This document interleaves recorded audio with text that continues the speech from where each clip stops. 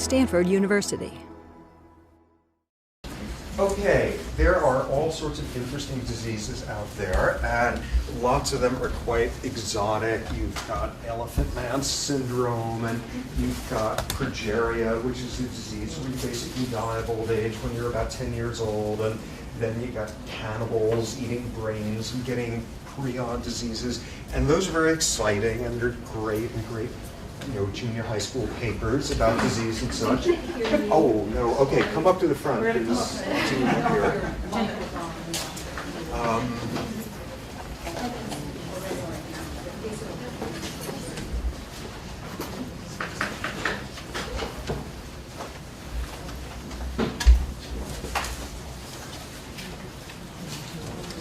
See, a couple more seats.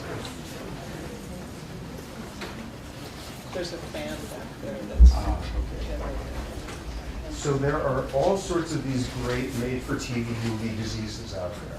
But when you want to come to, say, basic meat and potatoes of human medical misery, there is nothing out there like depression. Depression is absolutely crippling. Depression is incredibly pervasive and thus important to talk about.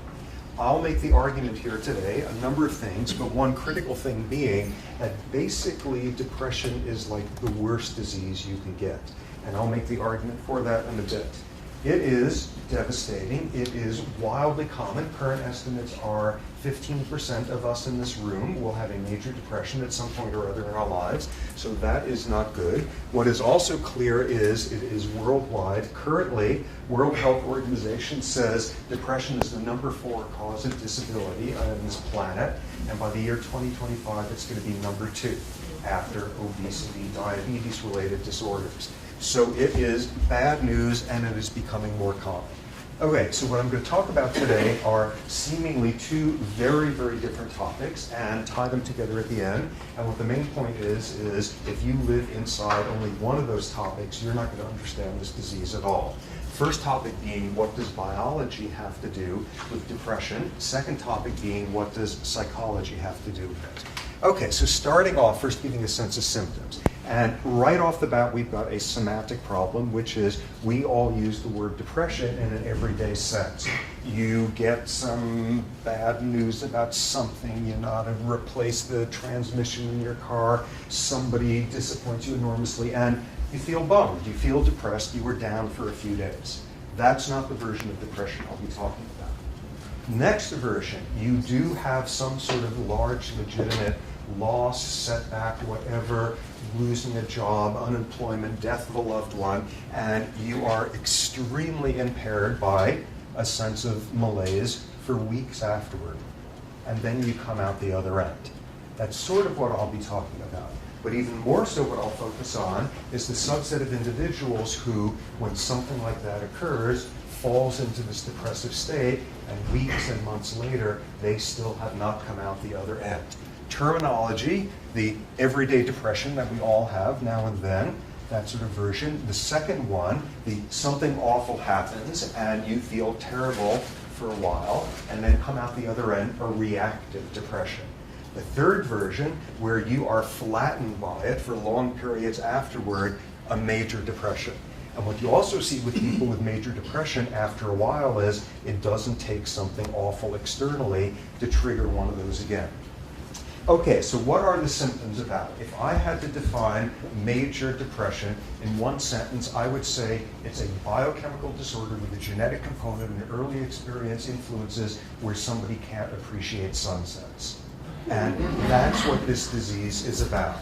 And when you think about it, that is a very sad thing. You look at some of our major diseases, somebody with cancer, somebody crippled by heart disease, and you see the most unlikely things out there. You see somebody saying, well, obviously I'm not glad I'm dying of cancer, but without this disease, I never would have realized the importance of friends. I never would have reconciled with my family members. I never would have found my God on a completely weird level.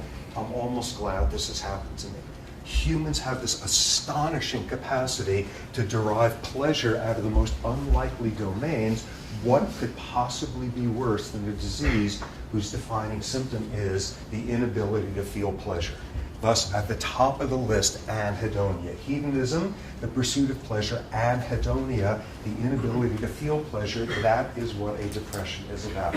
And you get someone who has just had some enormous good luck, a long-sought relationship, works out well, whatever, and they feel nothing. An inability to feel pleasure, way at the top of the list. What else?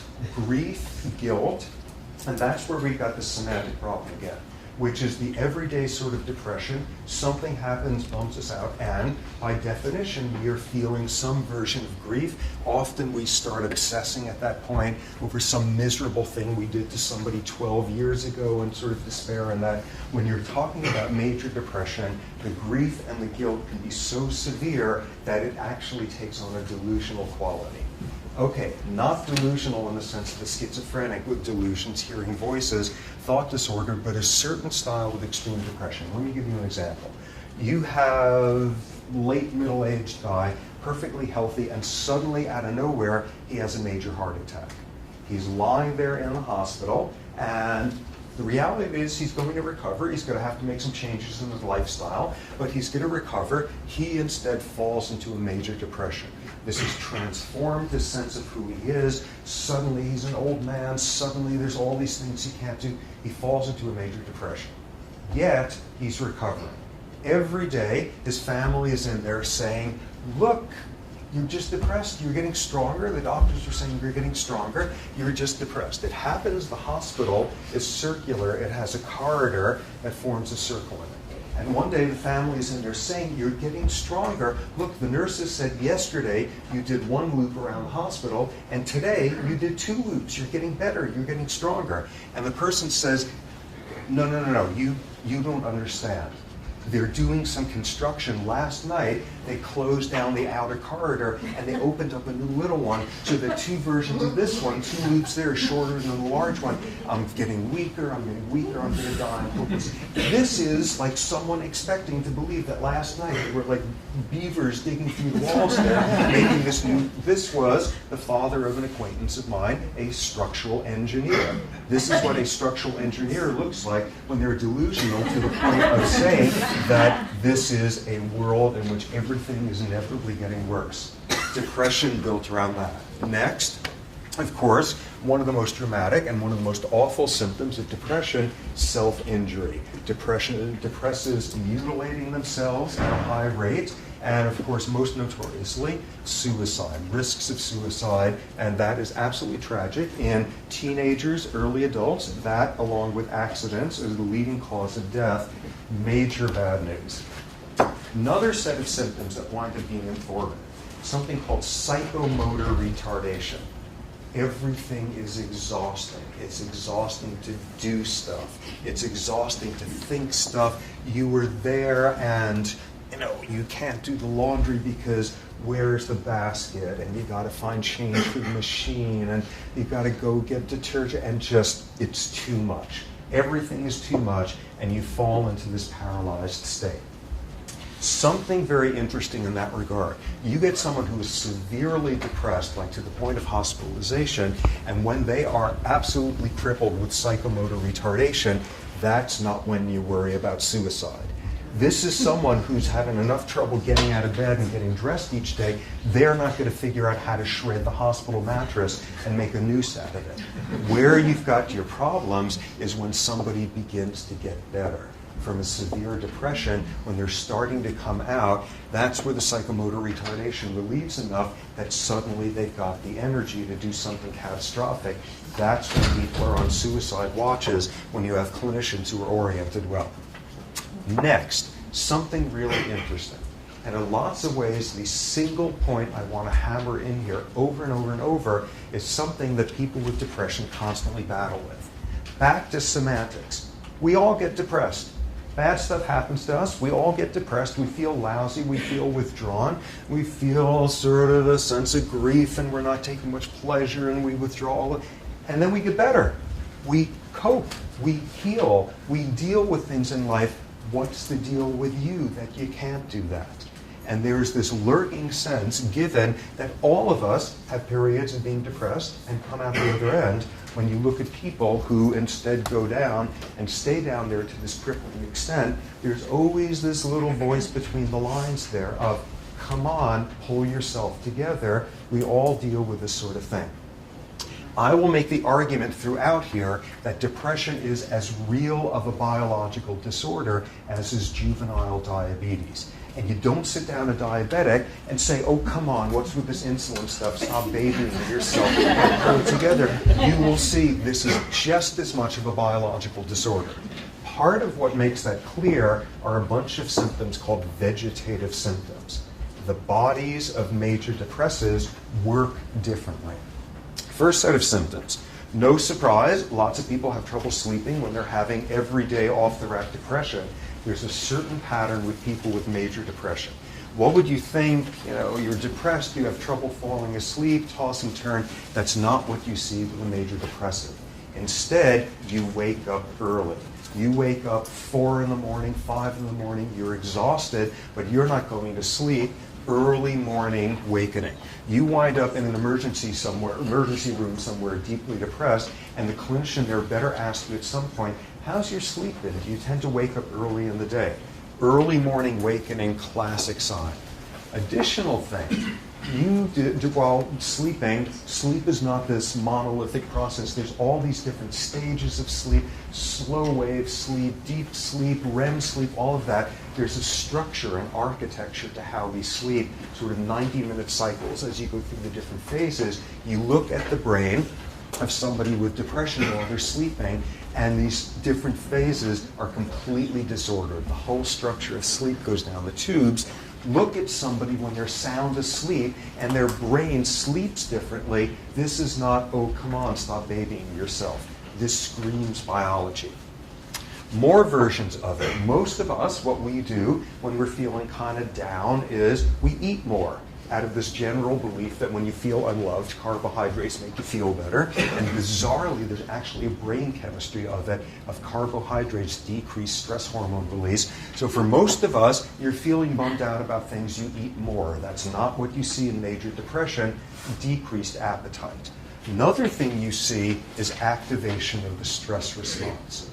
A class of stress hormones are highly elevated in people with major depression. You also have overactivation of something that's called the sympathetic nervous system, adrenaline. Overactivity of these components of the stress response, and that's really important. Because you look at someone with a major depression who's just mired in this psychomotor retardation stuff, and there's this temptation to start thinking about them as some sort of like sea sponge, some invertebrate thing where you're just so wiped out, you can't even get out of bed. It is just debilitating in that sense. That's not what's going on during depression. What you have instead is somebody whose body is blasting through their overactivated stress response, this enormous battle, all of it going on internally. And the fact that you see changes like these tell you this is not, oh, just so wiped out you can't even activate. This is someone whose body is having a massive stress response 24/7. There's a huge battle going on, and it's all internally, increased metabolic rate, increased muscle tone, all of this, again, screaming biology. The final thing that says tons of biology is lots of people with major depression have rhythmic patterns to the depression. You will get somebody where they will fall into a depression, where it will have 2 months of extreme severe symptoms, debilitating, come out the other end, and a year and a half later, the exact same pattern, a year and a half later, exact same thing. You have some people who only get their depressions during the winter. Something known as seasonal affective disorders, SADS, and this is someone where something horrible happens to them in June, and they feel sort of sad for a couple of weeks, and they come out the other end, and nothing happens in January, and they fall into a depression, and they're hospitalized for a month and a half, just like every January for the last 10 years. And you see that, and that is all about biological clocks that are out of whack there. It's biology. This is not, oh, come on, pull it together. Okay, so hopefully what that begins to introduce is the notion, amid all these debilitating symptoms, these are ones that are about biology. These are bodies working differently. So starting to focus in more on the biology of it. What's going on in the brain in major depression? What I'll start off with is the chemistry of it. Okay, what we got here, do not panic if you are not familiar with this and have not wanted to think about science since high school sort of thing. You got two brain cells, you got two neurons. The way they talk to each other, they don't actually touch each other. In order for one neuron to send a message to another one, it needs to release a chemical messenger that goes floating over here and does something or other to this neuron. Chemical messenger called a neurotransmitter. And here we have a case of this, and by law, all neurons go from left to right. So this is a cell that continues down this way. It's all excited. It's trying to pass on some news to this neuron. There's a space in between called the synapse. And what this one is doing, because it's all excited, it has these little water balloons filled with neurotransmitters. Excitation signal comes along, dumps the neurotransmitters. They go floating across the synapse, bind to a receptor there, and then suddenly, something changes in this neuron. That's how neurons talk to each other. How many different types of neurotransmitters there are? Probably hundreds. And what will be pertinent here is, in depression, there's just a handful of them that seem to be implicated. First neurotransmitter, something called norepinephrine. Norepinephrine first got implicated in depression in the early 50s, in the early 60s rather. What was the evidence? Around that time, the first generation of antidepressant drugs had been developed, something called MAO inhibitors. What do they do? Okay, so you got your neurotransmitters released because this neuron's excited. What do you have to do? It comes out, it does its thing with receptors, and then you have to clean up after yourself. You've dumped all this stuff in the synapse. What do you do then? You got two options. You can take the neurotransmitter and you can be green in your orientation. You can recycle it. You could take it back up in here and stick it back into one of these. You can do this recycling business. Or you could be terrible and carbon footprint. You can throw out your neurotransmitter. There's enzymes sitting around here that break it up and flush it down the toilet. What's the toilet? Out into your cerebral spinal fluid, your bloodstream, your urine, whatever. So either recycling or degrade this stuff. So what do these MAO inhibitors do? They inhibit the activity of this enzyme that breaks down norepinephrine. Okay, so what's the logic there? So you inhibit the activity of this enzyme. You don't break down norepinephrine, so it's just floating around there, and for lack of anything else to do, it hits the receptor a second time, and a third time, and a gazillionth time. And suddenly, somebody's depression goes away.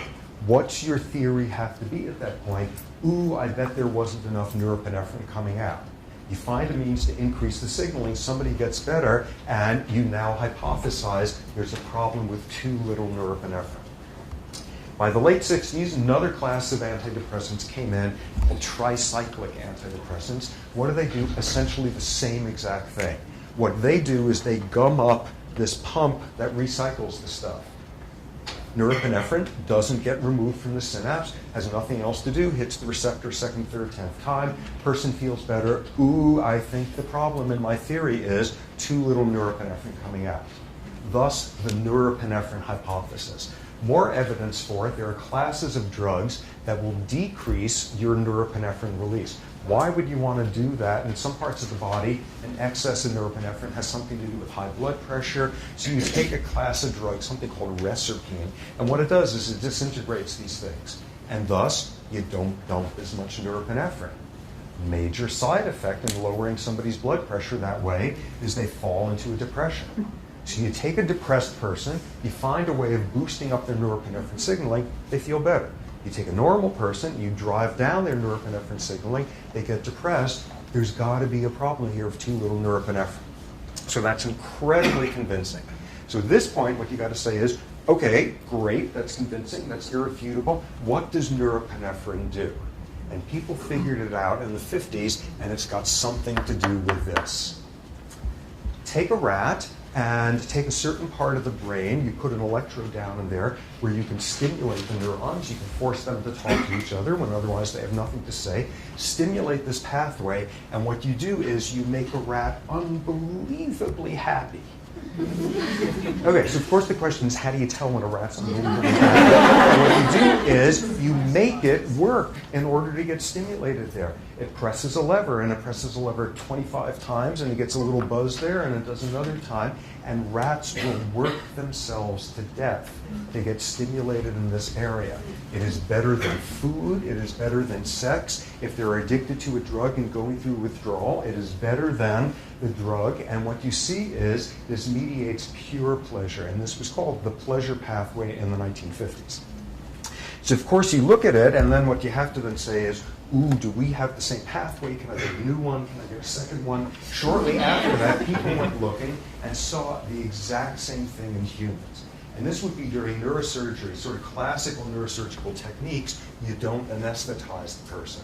The brain doesn't feel pain. Once you've anesthetized the skin and the skull, you get through there, and you can actually keep somebody awake during surgery. And they used to need to do that because you put your little needle down in one part of the brain, and the person flaps their arm, and another part, and they say the Pledge of Allegiance or whatever. And then you look at your little road map, and it says, okay, go 3 neurons and make a left. People had to do that.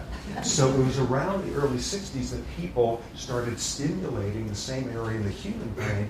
And it is unbelievable what you got. There was transcripts of some of these, and you read it, and the person is going on, and they're saying stuff like, oh, that's great, that's kind of like sex, but you know when you have this itch, and finally you get to scratch it, and then, oh, it's like getting back into bed. And you know, remember how, like in the fall, you'd go out and play in the leaves, and Mom would call you in, and she made cookies, and then you get into your jammies with the feet on. They just go on like that. Where can you sign up and have this happen? The same exact sort of theme as in a rat.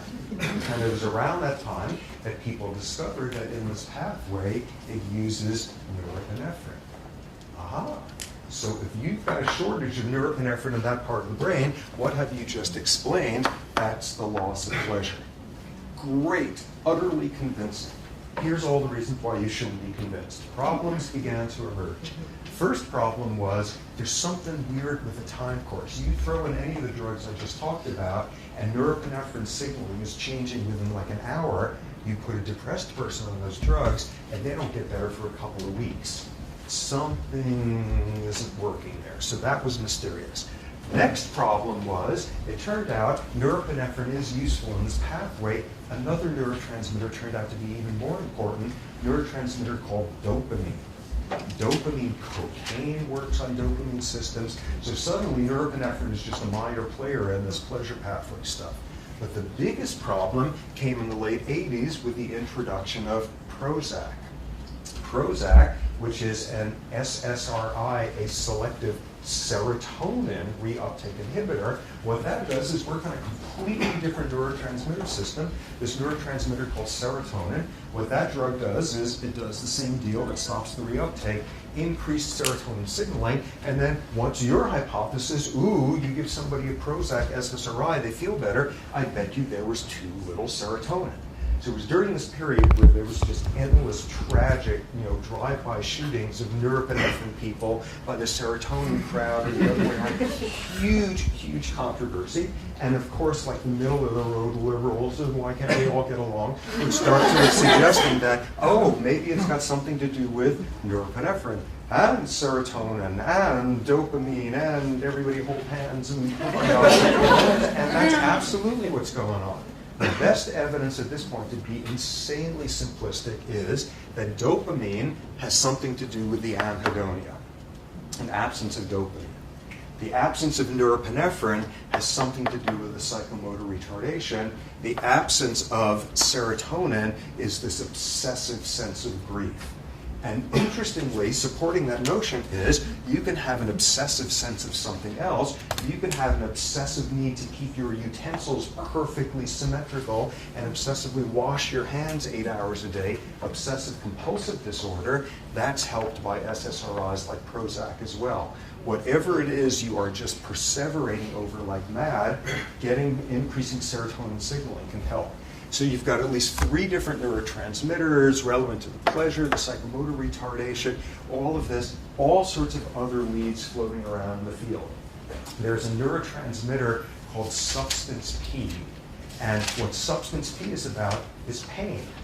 like poke your finger and your spinal cord, there's neurons there are releasing substance, be talking to each other. It's about pain. It's about chronic pain syndromes. It's about whole body burns. Everybody knew this. And then it was discovered that if you get a drug that decreases substance P signaling, sometimes depressives get better.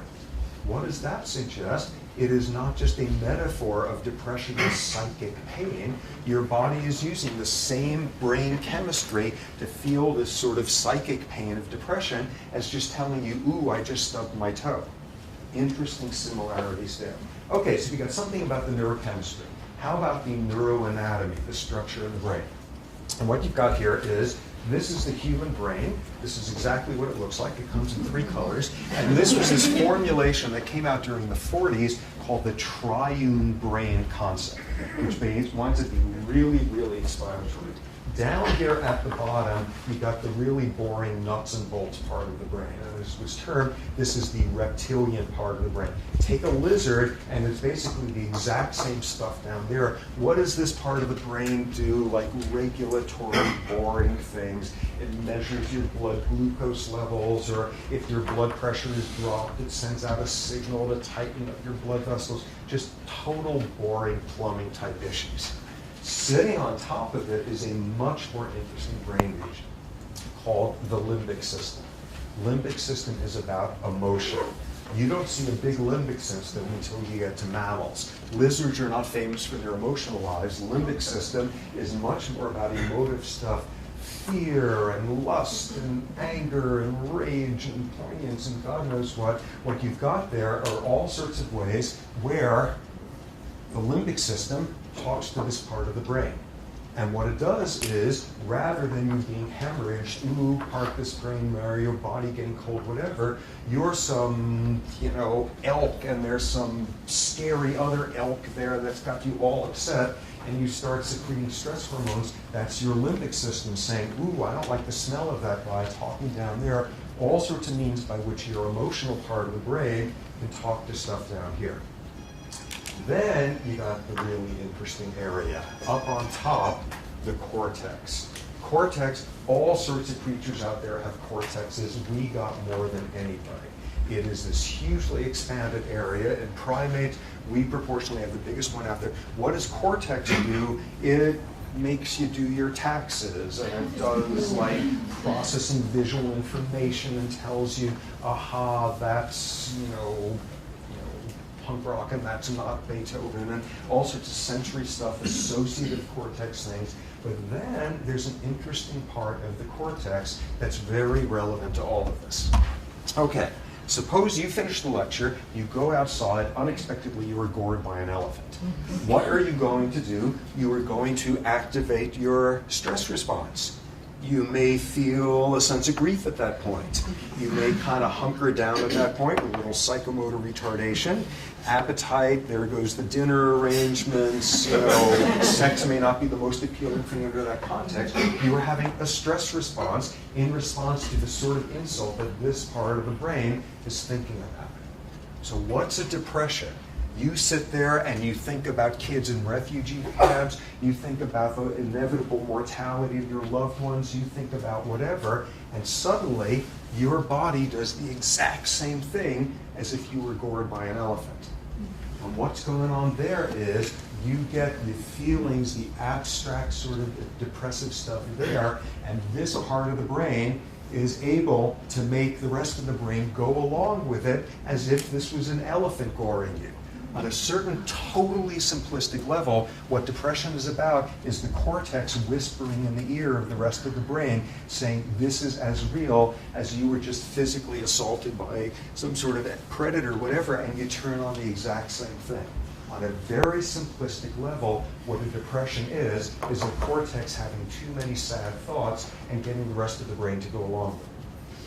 Okay, so that's how you think about depression, which is insanely simplistic. You can come up with an insanely simplistic treatment for depression, which is get yourself a pair of scissors and just and separate that part of the brain from the rest of it, and you're home free. That's it. Oh yeah, right. Well, that's certainly an advance in medicine. That is a medical procedure. It is called a cingulotomy. The part of the cortex is called the anterior cingulate, a cingulotomy or a cingulate bundle cut. And what you do is you sever this pathway, and people get less depressed at that point. Okay, when does this happen? This is someone where every type of medication and every type of therapy and electroshock interventions and all of that has been tried, and every combination, and they're still on the back ward of the state hospital slashing their wrists every 3 months. That's when people try this. And the amazing thing of this desperate measure is people get less depressed at this point. Okay, so at that point you may want to look at that and say, well, anything else about these people when you've gone through there and just snipped away? Mind you, this is not a frontal lobotomy. Frontal lobotomy is doing something very undefined up there, but instead you're disconnecting here. What else is up with somebody when you've just disconnected part of their cortex from the rest of the brain? Ooh, insofar as the cortex can come up with abstractly sad thoughts and get the rest of the brain to go along with it, maybe the cortex also comes up with abstractly pleasurable thoughts and gets the rest of the brain. Have you just wiped out somebody's ability to have abstract pleasure? Absolutely. So suddenly you are off and running with a great philosophy term paper. Ooh, it's important that we have pain in order to have pleasure and all. This is nonsense. You get someone who's a candidate for this procedure back in the state hospital there with a wrist scarred over, and this is not somebody feeling a whole lot of abstract pleasure anyway. So what does this tell us? You come up with some ridiculously simplistic explanation that, ooh, you make it impossible for this sad part of the brain to whisper sad thoughts to the rest of the brain. The best people in the field thinking about this can't come up with anything a lot more sophisticated than that. So that tells you something about the brain structure with depression. Final bit of biology here, hormones. What do hormones have to do with it? One very important domain of hormones. You take somebody and they're having problems with a class of hormones, thyroid hormones. What thyroid hormones are about is maintaining your metabolism, keeping your body warm enough, all that sort of stuff. If you have a severe shortage of thyroid hormone, lots of things happen, including you fall into a major depression. Hypothyroidism is associated with major depression. There's an autoimmune disease called Hashimoto's disease, which involves problems with secreting thyroid hormone, and that's a basic feature of it. And somebody comes in, and you diagnose it, and you give them normal levels of thyroid hormone, and away goes their depression. Lots of lessons with that. First one is, best estimates are about 20% of major depressions are undiagnosed hypothyroid syndromes instead. The next one it demonstrates is you better, when somebody is thinking about your psychiatric state, you better have somebody there who's thinking about your nutrition, your hormone levels, your nothing about what's going on here is independent of the rest of the body. So a big role for thyroid hormones. Next domain of hormones being relevant. You take women. You take women and they have a higher incidence of major depression than men do, approximately twice the rate.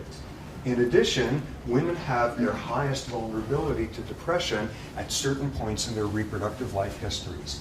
After you've given birth, a post-parturition depression, around the time of your period, around the time of menopause, all of these scream biology. So you look at why women have elevated rates of depression, and there's biology, there's all sorts of other schools of thought that have gone into it. There are ones having more kind of sociological framework, lack of control can cause depression in society after society. Women traditionally have less control, no wonder they fall into more depression. There's another school that focuses on a certain style of emotional differences you see between the genders. On the average, women tend to ruminate more on emotionally upsetting things, to focus in on them more. And this sounds totally stereotypical, and when you do the studies, there's overlaps between individuals, but nonetheless, on the average, what you see is these sorts of studies where you get someone after they've just had a fight with a close friend, and what do women do when they give a choice of a whole bunch of activities? They choose to fill out questionnaires about how they met their friend and what the nature of the relationship is, and does the friend have a good marriage, and all of that. You do it to guys, and they fill out questionnaires about, like, trivia questions about the Civil War. Oh my God, they can't express their emotions, no wonder they're impossible. And of course, again, individual variation, this is highly stereotyping. On the average, though, women ruminate more on upsetting emotions than men do. So that is solid science. What is completely unsolid science is the speculation at that point that if you ruminate on bad feelings, you're more prone to a depression. So that's a whole emotional regulation argument. But you come back to that business of women are most at risk for a depression in the 2 weeks after giving birth, around the period of their periods, menopause, and that's all about hormones. And by now, there's a huge literature having to do with the effects on all that stuff over there of estrogen and progesterone, and probably most importantly, the ratio of estrogen to progesterone and what's going on around giving birth, one's period. Levels of this stuff is just shooting around all over the place, and the sense is something goes out of whack with the ratios there, and everything about estrogen, progesterone, and the ratio can change the number of receptors for these neurotransmitters, the extent to which you do this reuptake pump. Whatever depression is going to turn out to be on this nuts and bolts level, estrogen and progesterone can do something to it. Final class of hormones that are relevant. A class of hormones released during stress. Okay, what's the most famous stress hormone on earth? Adrenaline. Adrenaline is this vastly overrated hormone that I despise because there's a much more important stress hormone out there to which I've devoted the last 30 years of my life. Class of stress hormones called glucocorticoids. They come out of your adrenal gland during stress. The human version is hydrocortisone, also known as cortisol. All sorts of other species out there, you secrete these glucocorticoids when you are stressed. You look at people with major depression, and about half of them have elevated levels of glucocorticoids through the roof. There is something out of whack with the regulation of this stress hormone during depression. What's that about? That's back to people with depression are not invertebrates sitting there in their beds. These are bodies undergoing massive stress responses. There's a huge emotional battle going on, all of it inside their heads. So elevated stress hormone levels. What's very clear is you get exposed to a lot of glucocorticoids, and you're more at risk now for a depression. You can see this epidemiologically. You get people, and statistically, before their first major depressive episode, something awful, stressful occurs. And that's where this happens, and this is the subset of people who stay down there far longer.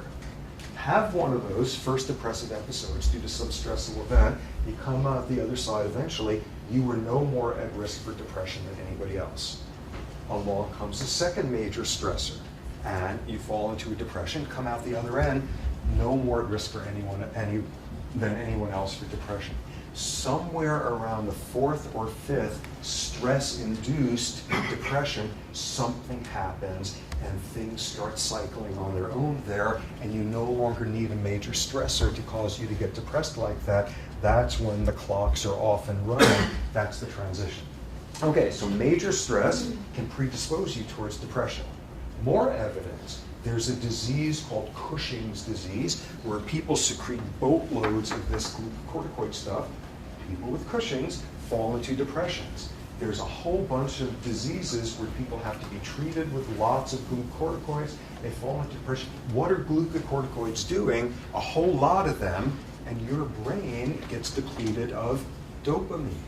And you're right back in this domain. That's probably neurochemistry, how you get there. Okay, so what do we got at this point? We got something about brain chemistry depression. We got something about the structure of the brain. We got something about hormones. You are a card-carrying biological psychiatrist, and that's all you need to know about the subject.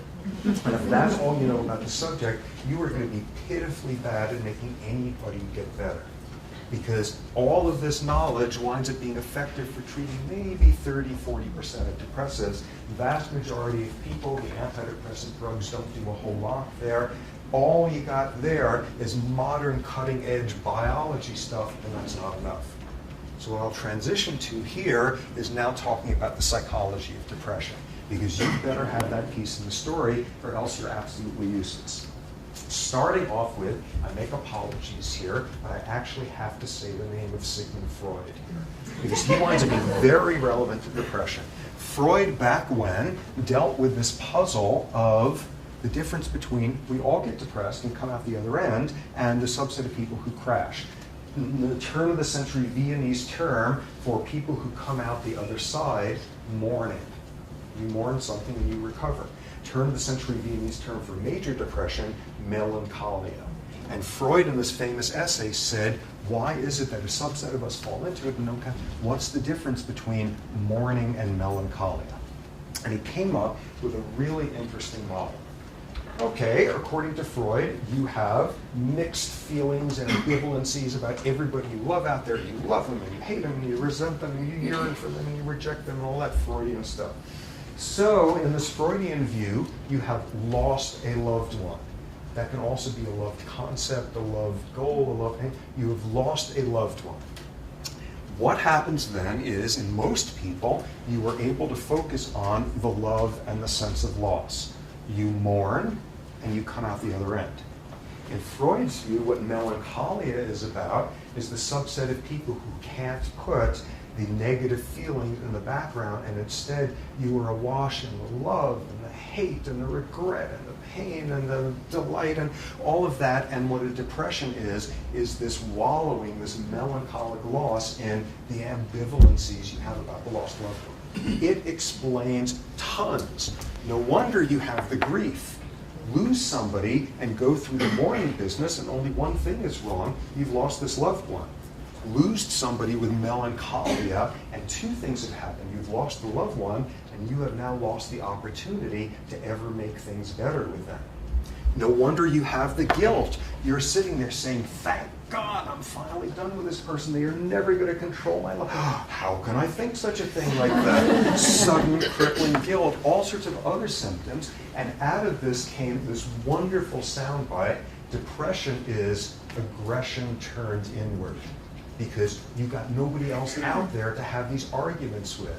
This is the person who you have most loved but most hated, and you've never said the things you needed to hear, and pounding at the door to get them to finally be able to tell them, and now you've lost that opportunity forever, and all you can do is internalize all of that aggression turned inward.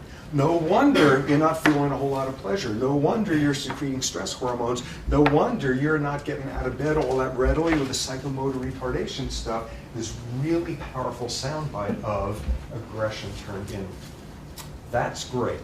What isn't great is how in hell do you turn like Freudian ambivalent feelings into something about neurochemistry, or like what do estrogen progesterone ratios have to do with like love-hate ratios? It's great, it feels very intuitive, you can't do modern science on it, which is the problem with the best parts of Freud. Okay, so instead you need to shift over to looking at experimental psychology and understanding what is the psychology of stress. What is it that makes psychological stressors stressful?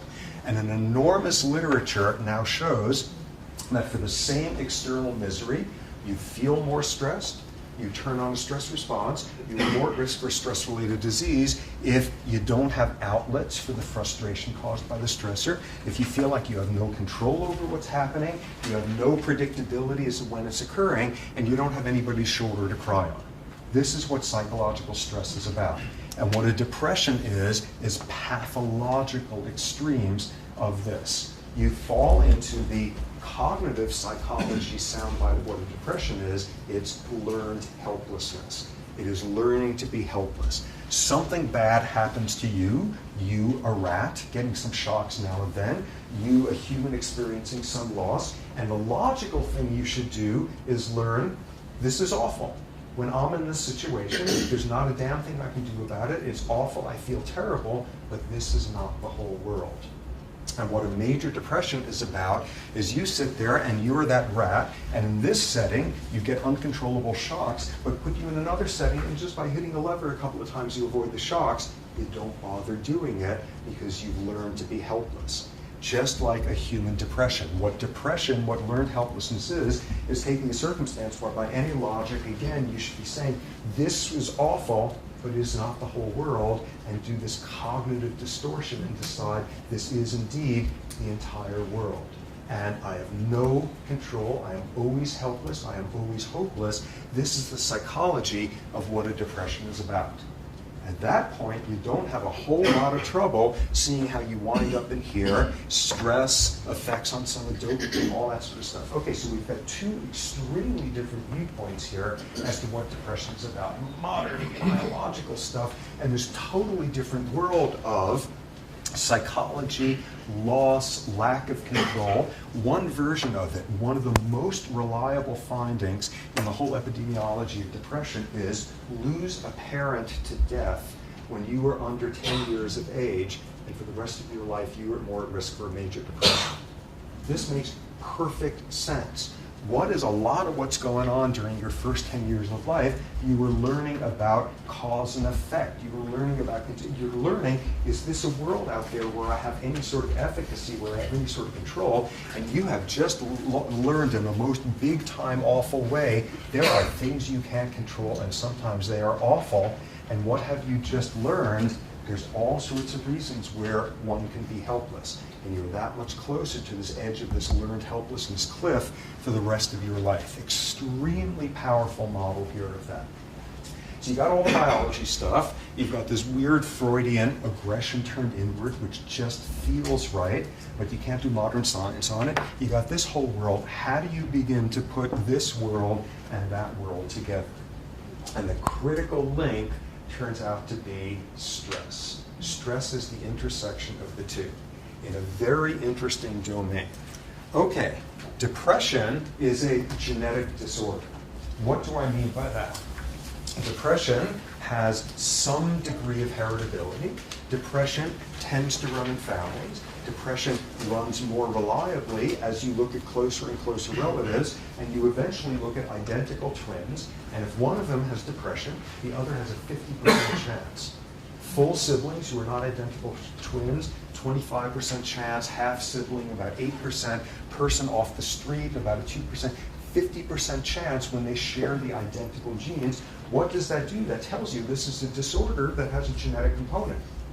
What does that also tell you? If you've got 50% likelihood, if you've got all the genes in common, and you've got a 50% chance of not getting the depression, it tells you genes are important, but they're not more important than any other component. So genes in depression are not about inevitability, they're about vulnerability. So what is the vulnerability about? A few years ago, people discovered a particular gene that's really relevant to whether or not you get depression. What was exciting about that? It was a very clear finding. It has since been replicated. What else was exciting about it? It made sense. This was not some weirdo gene having something to do with how your big toe functions. This was a gene having something to do with serotonin. And this was a gene relevant to this whole reuptake, pumping business, all of that. The main point of it is this gene comes in two different flavors. Each one of us has one of the two versions. And you immediately get this prediction, one of the versions, by all logic, should be predisposing to depression. One of them is the one that should get you in more trouble. So what does it look like when you go and study it? First paper that reported this a few years ago, and this I suspect is going to wind up being viewed as the most important paper in biological psychiatry for a quarter of a century. This was this massive study where a bunch of researchers looked at 17,000 kids growing up in New Zealand, following them year after year and looking at the genetic makeup of these individuals, and then asking in their early 20s, who's got problems with major depression? And then asking this critical question, what does it have to do with this gene?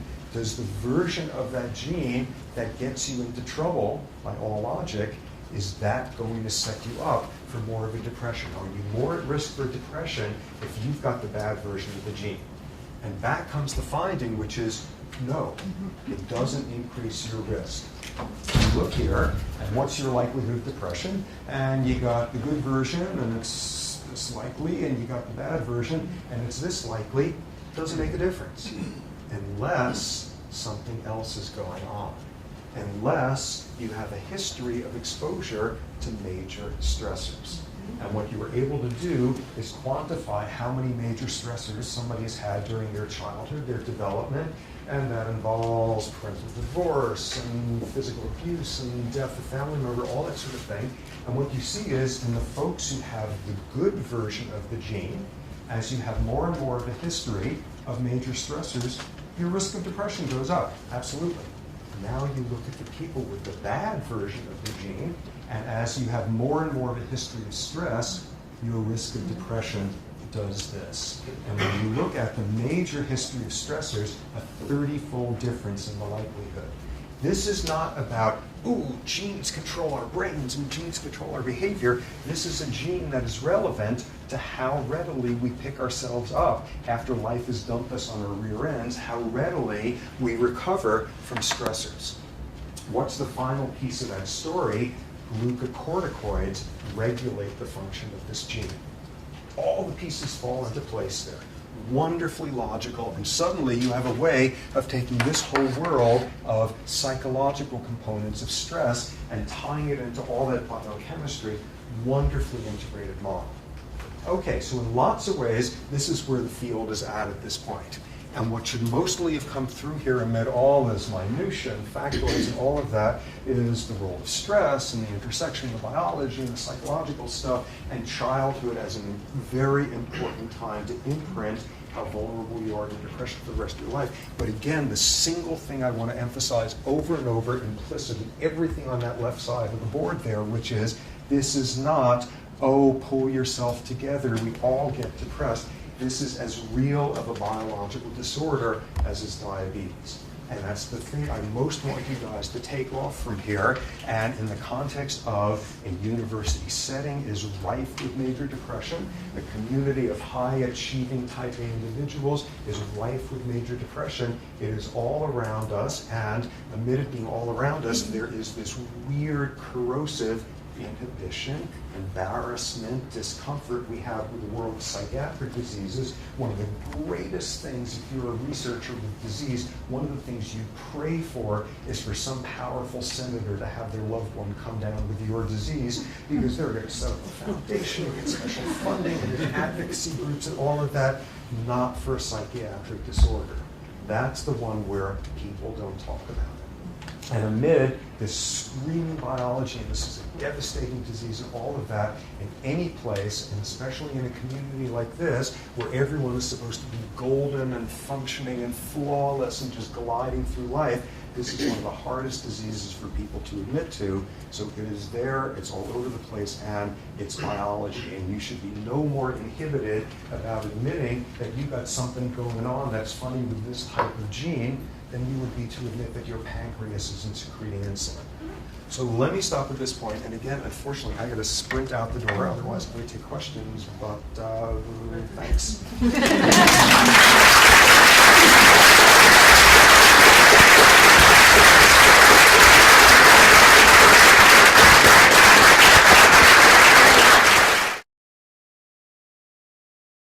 For more, please visit us at stanford.edu.